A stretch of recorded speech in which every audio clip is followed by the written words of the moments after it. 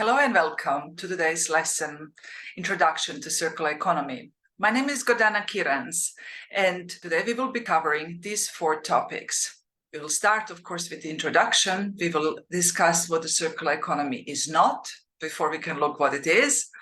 We'll look a little bit back into the past, and then we will talk about the systemic change and why this systemic change is so necessary. Before I tell you what the circular economy is, I have to start with what it is not. And those of you who studied business administration or economics will recognize this graphic. Variation of this graphic is found in all the economic books around the world, always sharing the same model of this circular flow, where goods leave the company to reach the private households, where private households use these goods and services, and of course pay these goods and services with the money that they earned in markets for factors for production. Hence, this is a very familiar circular flow model all business schools around the world.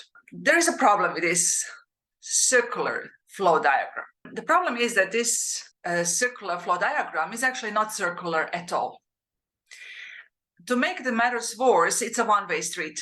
And it's a one-way street that leads to a dump of some sort. And having all these dumps have been beneficial for the growth in the past, because we would produce all these products, plus we would also contract somebody to dig a big hole for us somewhere where we can hide all the unsold or discarded products from the eyes of the general public.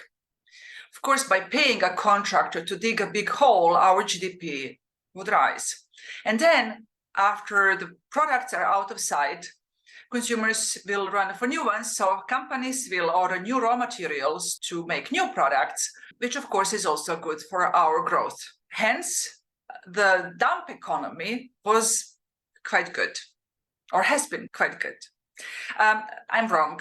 I have to correct myself. Sometimes we don't even put the product into a dump, into a big hole where we hide them and cover them up. We actually burn them. So all that material, work, and effort simply goes up in flames. Let's face it, as producers, we send our products to distributors or consumers, and we hope that we'll never see them again. It's the way it is. Ideally, our products break 2 days after the warranty expired. And then our customers, you and I also as customers, have to run to the store to get a new shiny product with few new functionalities. And we do want to get a new product because we might not be considered modern if we don't, and nobody wants to experience that among peers and friends and family.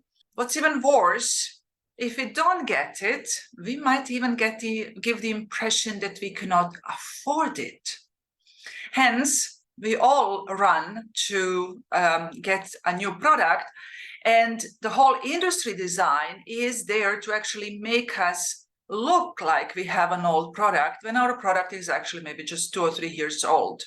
I'm aware that this is a generalization, what I'm talking about here, and I will dig deeper into the topic in the meeting room. This is just for the purpose of us acquainting ourselves with the topic, for setting as a general stage for all of you who are entering the learning room, so that we have the same level of knowledge or understanding what the circular economy is all about.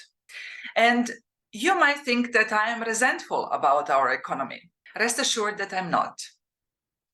This same economy lifted millions of people out of poverty. And this same economy is the one that is giving you the opportunity to start your business, to realize your dream, or to find financing in case you are interested. The opportunities I am talking about on this platform are rising because of the mistakes we made in the past.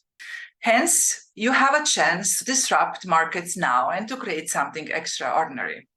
Why are so many companies turning circular and need support from smart entrepreneurs like yourself? Well, there are many reasons for that. And one of the reasons are pictures like this. Those of you who are already my students will have seen this picture or variation of what I'm saying here before. So hence, be patient with me.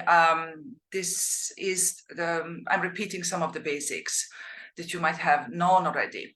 A few years back, we did some training in Cambodia. This picture was taken near Phnom Penh. This place, this should be a river where little eddies are created around stones. Instead, this river is flooded with plastics, just like so many other places around the world. And the biggest irony is this is the affluent part of Phnom Penh. The poor parts are actually clean because people cannot afford our everyday products that we package so neatly into plastics. They use bamboo, they use banana leaves for packaging, they use other materials. That is one of the reasons for companies to go circular. The other reason are some of the other challenges that are less visible, like microplastics. This article from 22nd December 2020 by The Guardian reveals that now microplastics was found in placentas of unborn babies. Not so long ago, there was an article about microplastics found in blood. Hence, we are turning into plastics. But the real reason for the advancement of the circular economy lies within the economy itself and the shortage of resources that we will need for a functioning economy in the future. This graphic is from the European Foresight study about the critical raw materials that the European economy will need in the future. Of course, renewables are part of the circular economy, as we will see in the moment, and the increase of e-mobility that is ahead of us will require or will demand a new set of materials, raw materials that were not so much demanded maybe in the past or within the framework that is available. Considering the shortage of this, the European and other developed economies have to speed up the transition to the circular economy if they want to keep the standard of living and the level of employment that they are currently having. In addition to all this, as I said earlier, we like to dump these products. And if you just look at e-waste, which includes all of the electronic appliances, from hair dryers to our computers, laptops, phones, fridges, washing machines, anything that needs electricity to run is considered e-waste under the general name of WEEE. And this e-waste was measured for 2016. United Nations actually made an assessment of how much e-waste was collected in that year. It came to something like 45,000 tons, which is a huge number, but 45 million tons, pardon. But for you, this number doesn't tell you much. If we put that in perspective, and if we apply that to real world, we could build how many Eiffel Towers out of that? Those of you who were in my lesson before know it is 4,500 Eiffel Towers, just 1 year of e-waste. And this trend towards e-waste is going to increase.